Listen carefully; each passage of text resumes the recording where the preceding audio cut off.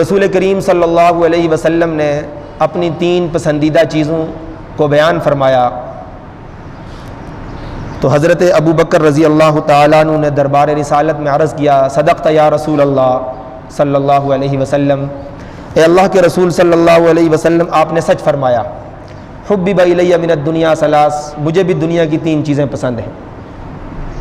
النظر الی وجہک، آپ کے چہرہ انور کی زیارت کرتے رہنا مجھے بہت پسند ہے۔ آپ کے چہرہ انور کو دیکھتے رہنا، ٹکٹکی باندھ کر آپ کے چہرہ انور کو اور آپ کے رخ مبارک کو دیکھتے رہنا، یہ مجھے بہت زیادہ پسند ہے۔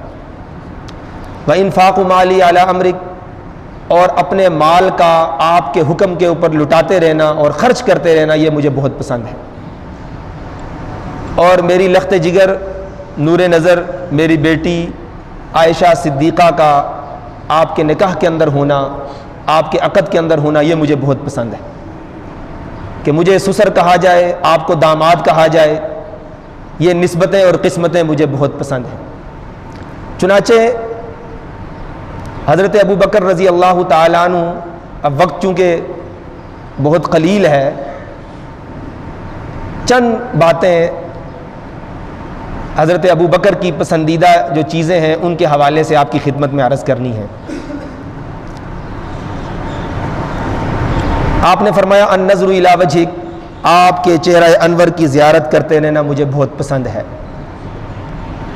تاریخ اسلام میں اس حوالے سے بہت سارے واقعات ہیں۔ ایک واقعہ میں آپ کی خدمت میں عرض کرتا ہوں۔ ابتدائی اسلام میں مکہ مکرمہ میں اہل مکہ نے، قریش اور کفار نے مسلمانوں پر عرصہ حیات تنگ کیا ہوا تھا، اور رسول کریم صلی اللہ علیہ وسلم کی طرف سے یہ ہدایات تھیں کہ اپنے اسلام کو مخفی رکھو، کوئی بھی اپنے اسلام کو ظاہر نہ کرے، اور پوشیدہ طور پر اور چھپ کر صحابہ حتیٰ کہ رسول کریم صلی اللہ علیہ وسلم بھی عبادت کیا کرتے تھے۔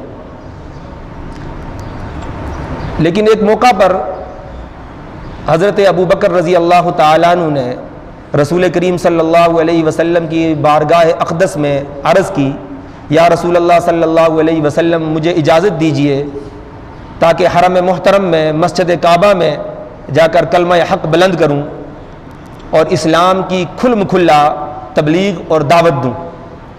رسول کریم صلی اللہ علیہ وسلم نے منع فرمایا، لیکن آپ نے اصرار کیا تو رسول کریم صلی اللہ علیہ وسلم نے اجازت مرحمت فرما دی۔ چنانچہ آپ مسجد کعبہ میں حرم مکی میں تشریف لے گئے اور آواز حق بلند کی اور کلمہ توحید بلند کیا، جس کی پاداش میں چاروں جانب سے کفار و مشرکین آپ پر ٹوٹ پڑے۔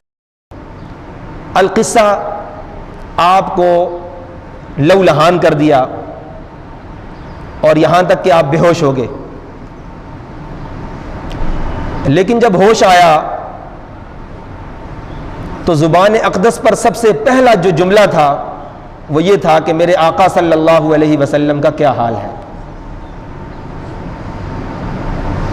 اور آپ سے عرض کیا گیا کہ وہ بخیریت ہیں۔ پوچھا کہاں ہے، کہ دار ارقم کے اندر تشریف فرما ہے، اور پھر آپ کو پانی پیش کیا گیا تو فرمایا کعبہ کے رب کی قسم اس وقت تک نہ کچھ کھاؤں گا نہ پیوں گا جب تک کہ میں اپنے آقا صلی اللہ علیہ وسلم کے چہرہ انور کی زیارت نہ کروں۔